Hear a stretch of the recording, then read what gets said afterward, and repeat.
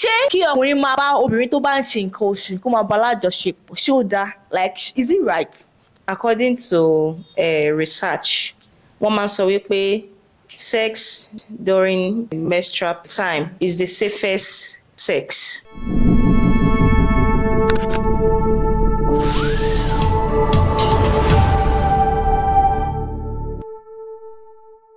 Ẹ káàbọ̀ sórí ìkànnì tí à ń pè ní Salaye.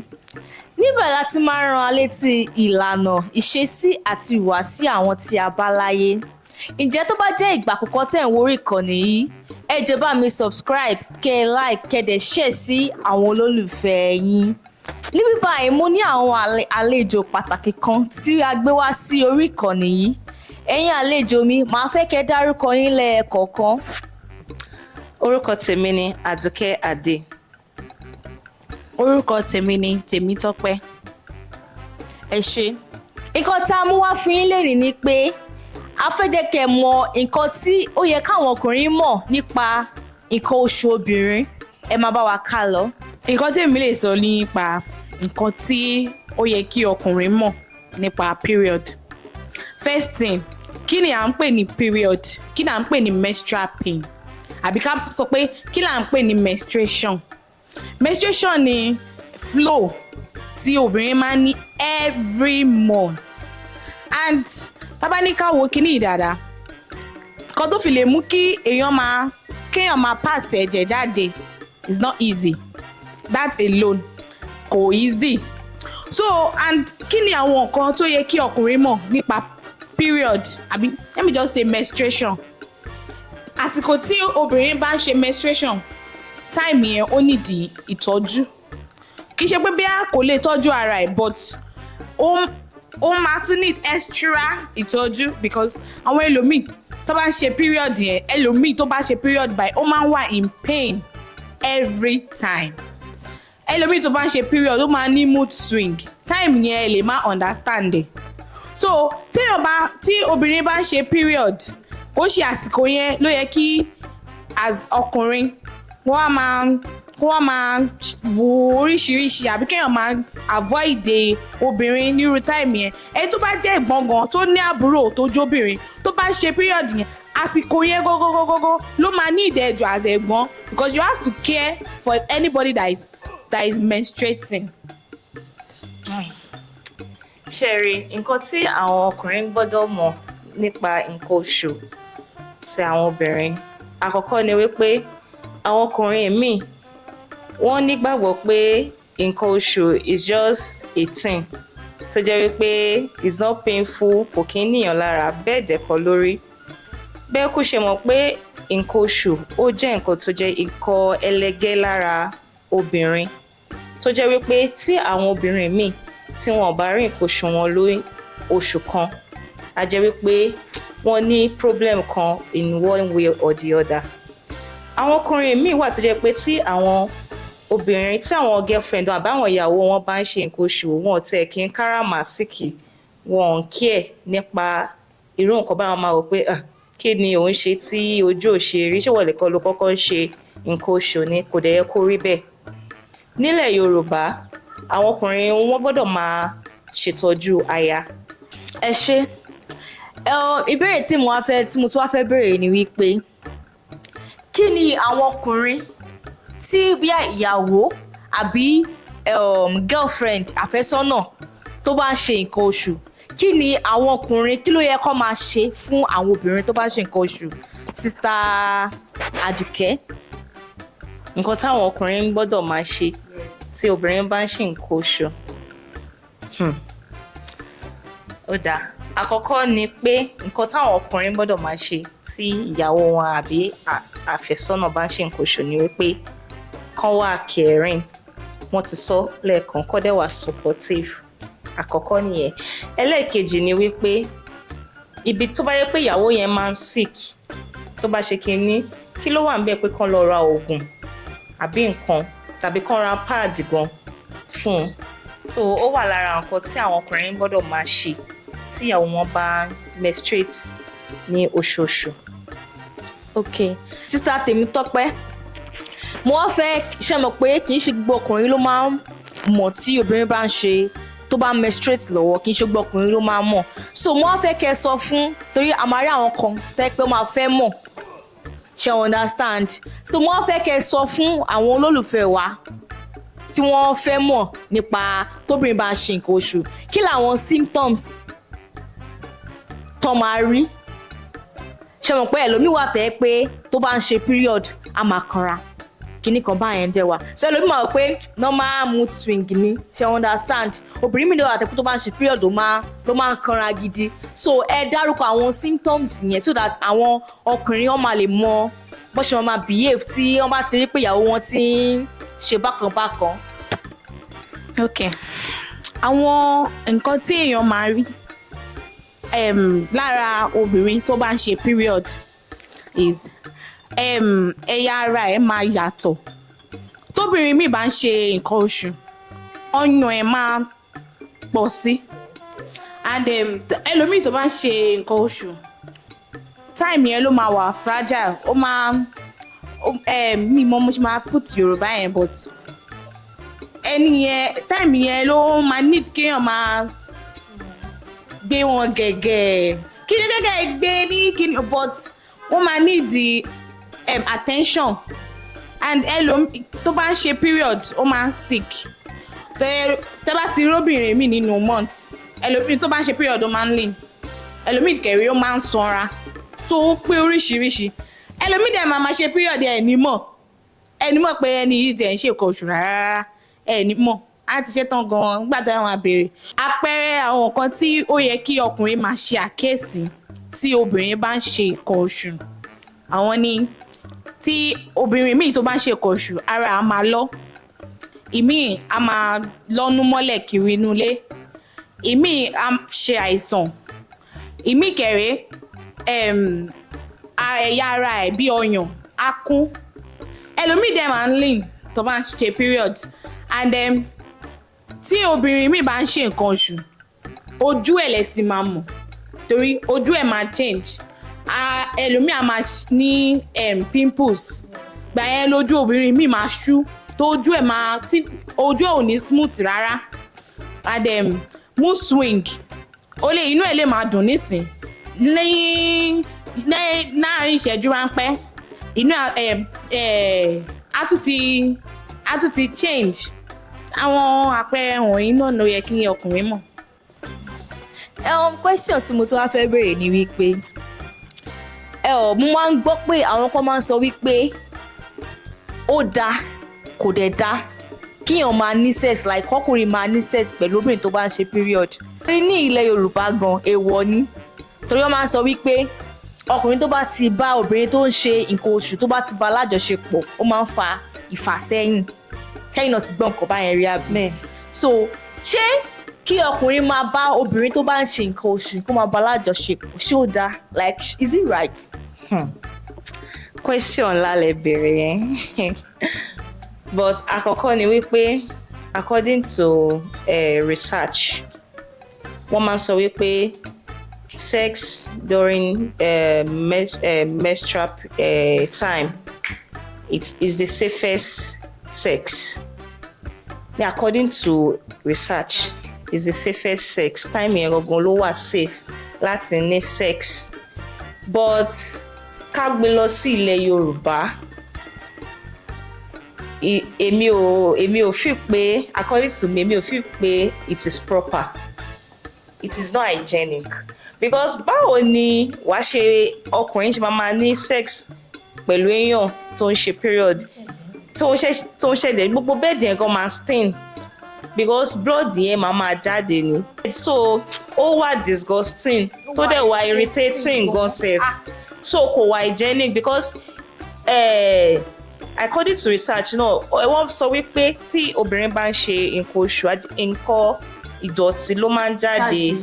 ní oṣooṣù so kẹ wá fi sí pé kí ọkùnrin máa ní sex pẹ̀lú èèyàn láì lo protection ní táìmù yẹn tó jẹ́ pé nǹkan ìdọ̀tí ló ń jáde lára obìnrin tó dẹ̀ ń ṣe so mi feel like ìgbà míì ó lè fa infection o because nǹkan ìdọ̀tí ló ń jáde lára ẹ̀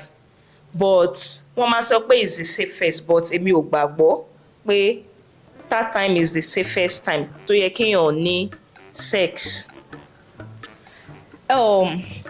ṣe mọ̀ pé wọ́n máa ń sọ náà like wọ́n kọ́ wa nínú biology torí èmi ò fi bẹ́ẹ̀ mọ biology bọ̀ nígbà yẹn wọ́n máa ń sọ wípé time tí ṣe mọ̀ pé before period ẹ máa ṣe ovulation after period náà time ovulation náà wà ṣe understand so wọ́n dẹ̀ máa sọ pé téèyàn bá ṣe period lọ́wọ́ like obìnrin ò ń ṣe nǹkan oṣù lọ́wọ́ tí ọkùnrin bá súnmọ́ ẹ wà lóyún No. ṣé irọ́ ni àbí òótọ́ No. statemi kì í ṣe. tó bá ń ṣe nǹkan oṣù lọ́wọ́ tí ìbálòpọ̀ wáyé ò lè lóyún it's not possible because ẹni tó bá ń lo period calendar àwọn period calendar yẹn ó máa indicate bí 4 days to the period ó máa sọ fún ẹ pé low fertility low fertility something mi gbé sórí and like tó bá ti wá ń di bí 3 days after the period a máa sọ fún ẹ pé medium fertility so definitely tó bá ní sex ní time yẹn there is 50-50 chances pé ó máa lóyún and o lè má lóyún so like bí 5 days after period ló máa fún ẹ ní high fertility chances. so after period yẹn téèyàn bá ní sex ó certain pé èèyàn máa lóyún. Wow. tó bá dẹ̀ ti ń close mọ́ kì í ṣe ẹsẹ̀kẹsẹ̀ bóyá èèyàn for example ní sí fún àpẹẹrẹ èèyàn parí period lónìí tó bá ní sex ní ọ̀la èèyàn mí pé wà lóyún. tó bá parí period ẹ lónìí tó bá ní sex ní ọ̀la ọ̀túnla or the day after o lè lóyún exactly. but days after that be 5 days after towards pé o fẹ́ ovulate so you have high tendency to get pregnant. and then ẹjọ́ torí àwọn ọmọ tí wọ́n ẹ̀ṣẹ̀ ń bọ̀ irú àwọn ọmọ kéńkè tó ẹ̀ṣẹ̀ ń bọ̀ ẹ̀ understand nǹkan tí mo ń fẹ́ láti sọ kí ni ẹ lè sọ fún wọn like word of advice pé ìwọ tó fẹ́ ṣe period tó bá ti bẹ̀rẹ̀ period ẹ o nǹkan báyìí ni kò ṣe o nǹkan báyìí ni kò má ṣe o ẹ jọ̀ọ́ kí lè sọ lórí yẹn. Okay, word of advice tí màá fún àwọn teenagers tí wọ́n ṣẹ̀ṣẹ̀ becoming youth now òun ni pé first of all ẹ má máa tìjú àwọn gan wọ́n ti máa orientate wọn before then gan sef ní school àwọn parents wọn àwọn tí wọ́n dẹ̀ bá lóbi ní school wọ́n ti máa orientate wọ́n ti máa kọ́ wọn ní àwọn nǹkan báyẹn ní pé time yẹn o tó bá ti wọ bí 13 aláwọn èèyàn ti yẹ pé 10 years wọ́n rí period wọ́n máa bẹ̀rẹ̀ period or anything but let's just say 13 ni wọ́n sọ pé èèyàn máa bẹ̀rẹ̀ menstruation so ẹ̀yin teenagers tí ẹ̀ ń wò mí tẹ́ bá rí period ẹ má wò pé nǹkan ìtìjú ni or àwọn míì wọ́n lè máa mọ̀ tó jẹ́ wípé tán bá jáde wọn á máa rí stain ní ara wọn anything is a normal thing kò sí ẹni tí ò lè ṣe tó bá ti jẹ́ obìnrin kò sí ẹni tí ò lè ṣe ṣùgbọ́n ẹ má máa rò pé nǹkan ìtìjú ni ẹ fi lọ àwọn tẹ́ mọ̀ pé àgbàlagbà nílé ẹ fi lọ wọ́n pé mo rí nǹkan báyìí lára mi o àwọn náà ti máa mọ̀ pé nǹkan oṣù ni so wọ́n máa mọ̀ bó ṣe máa tọ́ irú ọmọ yẹn sọ́nà so kọ́ máa rò pé nǹkan ìtìjú ni is a normal thing fún obìnrin láti ṣe ní gbogbo oṣù. ok sister tèmi Tọ́pẹ́ question tí mo fẹ́ béèrè lọ́wọ́ yín ni wípé fún àwọn teenagers náà ni wípé báwo ni wọ́n ṣe lè calculate wípé ṣe mọ̀ pé ẹlòmíràn wà tẹ́ pé ẹ mọ̀ pé ìgbà míì period ó máa ń ṣe ségesège nígbà míì irú àwọn míì wà tẹ́ pé ọdún kan date yẹn kò ní yẹ tó bá ti di another year ó máa change date so báwo ni wọ́n ṣe lè calculate period time wọn so that kò ní jẹ́ pé bóyá ó máa bá wọn ní òjijì bóyá wọ́n wà níta ó wá bá wọn lójijì báwo ló ṣe lè calculate period time wọn. nǹkan tí mo lè sọ síbẹ̀ yẹn ni pé ṣé mọ̀ pé ẹlòmíì ń fi 3 days ṣe period ẹlòmíì ń lo 5 days ẹlòmíì kẹrin odidi ọ̀sẹ̀ kan ìyẹn 7 days ló máa fi ṣe period nǹkan tèmi máa sọ lé ni pé calculations tí tẹ́ bá research ẹ̀ mostly 23-24 days ni period máa fi ń rotate so ọjọ́ tó bá ti parí period yẹn wá ka 23 days ahead so ọjọ́ tó bá jẹ́ ọjọ́ yẹn ni period yẹn máa bẹ̀rẹ̀ again tó máa bíá 3 days ló fi ń ṣe period ẹ̀ o wàá jọ 3 days yẹn ló máa fi menstruate then after the 3 days you begin your counting again. Question tí mo tún fẹ́ bèèrè lórí menstruation yẹn ni wípé irú àwọn tó máa ń ní menstrual cramps yẹn kí ni àwọn nǹkan tẹ́ mọ̀ pé wọ́n lè lò so that kò ní fi affect wọn ṣe mọ̀ pé àwọn míì wà tẹ́ pé ìjọ tó bá bẹ̀rẹ̀ period the first second day by wọn ò ní gbádùn ara wọn irú àwọn èèyàn báyẹn tẹ́ pé wọn kì í gbádùn ara wọn tó bá ń ṣe period ẹ dẹ̀ mọ̀ pé àwọn míì wà tẹ́ pé tó bá ń ṣe period ẹ lè mọ̀ torí kò ní ní any cramps or anything so irú àwọn tó máa ń ní menstrual cramps yẹn kí làwọn kan tẹ̀lé sọ pé wọ́n lè máa lò so that kò ní fi affect wọn jù. nǹkan tèmi máa advice ni pé ṣé mọ̀ pé mi ò lè prescribe oògùn nǹkan tó ń bá táyé lọ ó lè má bá kẹ́hìndé lọ so the best thing is tí èèyàn bá ní menstrual cramps tó dẹ̀ mọ̀ pé ó ní ìdè oògùn wàá lọ sí pharmacy wàá complain fún wọn pé báyìí ni menstruation yẹn ṣe ń ṣe ẹ mọ̀ pé ẹni tí ó ní ulcer kò lè lo oògùn tó ní diclofenac torí ẹ̀mí nílé sọ pé oògùn báyìí ní kéèyàn lò torí ẹ̀ mo ṣe máa ní kí kàn lọ sí pharmacy kó complain and then nǹkan tèmi tún wá rò pé wà ní best position láti relieve wọn a little is omi tó lọ́wọ́rọ́ warm water ó máa ń relieve menstrual pain lọlẹ̀ díẹ̀ cause ó máa help nínú system kan tí mo lè sọ náà nìyẹn. And then mo tún fẹ́ bẹ̀rẹ̀ question fún àwọn teenagers náà ni ṣe mọ̀ pé wọ́n máa ń sọ wípé téèyàn bá parí menstruation ẹ̀ wàá tọ́jú ara ẹ̀ ṣe mọ̀ pé téèyàn bá parí menstruation àwọn odò kan wà tó máa so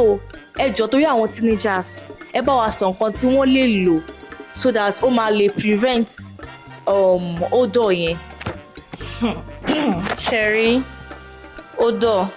kì í ṣe pé gbogbo obìnrin ló máa ń ní odò tí wọ́n bá ń ṣe nǹkan oṣù àtilẹ̀ náà ni bringing obìnrin ló matter torí àwọn míì wọn mọ̀ bó ṣe ń tọ́jú ara wọn before kó tó bẹ̀rẹ̀ period ẹ máa ti rí àwọn obìnrin tó jẹ́ wípé wọ́n lè wọ pint lẹ́ẹ̀mejì àbí ẹ̀mẹ́ta ní ọ̀sẹ̀ kan wọ́n lè aṣọ wọn náà wọ́n lè wọ̀ fún ọ̀sẹ̀ kan abẹ́ni tí wọ́n dẹ̀ mọ̀ pé àwọn kìíní yẹn ó máa fa odò sínú bọ́dì wọn gan. ìwọ lára obìnrin. Exactly so fún àwọn teenagers tó ń wò mí tẹ́ bá ti ń ṣe period ẹ make sure pé gbogbo nǹkan tẹ́ ń lò ó clean even after period kì í ṣe pé during period nìkan ni kí gbogbo nǹkan tí mo fẹ́ lò pint mi kó clean even nǹkan tí ẹ bá parí period yín make sure you are always clean so that ẹ ní máa ní body odor. Yes mo rí àwọn nǹkan tó yẹ pé tó bá ti ń ṣe nǹkan oṣù tó bá kọjá lẹ́gbẹ̀ẹ́ máa mọ̀ pé this person ó ń ṣe period ẹ̀ lọ́wọ́ ni it is because the person is not clean kò kí ń tọ́jú ara ẹ̀ and then ẹni teenagers náà ẹ lè lọ ra perfume you can as well get a fragrance perfume tí ẹ má máa time yẹn ẹ má máa jẹ nǹkan tó jẹ́ wípé ó máa affect bí ẹ̀pà àwọn míì máa sọ pé téèyàn bá jẹ̀pà during period ó máa ń fa òórùn tó máa ń jẹ́ kí òórùn yẹn tó increase dáadáa àti jẹkújẹ chocolate àwọn nǹkan báyẹn so ẹ jọ̀ọ́ ẹ reduce it during your menstrual period so that kò ní máa fi máa fa òórùn yẹn kéde wa always clean your environment ibi tẹ́ bá sùn everything ó matter gidigidi gan so nǹkan tí mo tún rí sọ sí yẹn nìyẹn. And concerning that wọ́n ti ń ṣe àwọn feminine wash kan nísìn tí ó jẹ́ pé tí obìnrin bá ṣe period tán ó máa lò wọ́n and wọ́n àwọn gummies kan náà tí èèyàn máa ń jẹ tó bá parí period wọ́n wà healthy and wọ́n máa ń lo boric acid náà so and this local way warm water salt and Dettol so téèyàn máa jókòó lé kó ṣe omi tó gbóná púpọ̀ ó kàn máa lọ wọ́rọ́ tá a wọnú àwọn ìdọ̀tí tó wà nínú á jáde so á dẹ̀ clear òórùn. òun lẹ ti gbọ́ yẹn o ẹ jọ̀ọ́ ẹ̀yin obìnrin ìwọ tó bá mọ̀ wípé o máa ń ní hold up ní private part ẹ bí wọ́n ṣe sọ ẹ jọ̀ọ́ ẹ máa try láti máa take care ara yín ẹ jọ̀ọ́ it's for your own benefit ẹ jọ̀ọ́ nítorí Ọlọ́run so kò ní jù báyìí lórí ètò yìí lẹ́ẹ̀kan sí i tó bá jẹ́ ìgbà àkọ́kọ́ tí ẹ̀ ń wo orí ìkànnì yìí ẹ jọ̀ọ́ bá wa subscribe kẹ́ ẹ like kẹ́ ẹ dẹ̀ share sáwọn olólùfẹ́ yín orúkọ tèmi kò yí padà Ọmọ́táíwò ó dàbọ̀.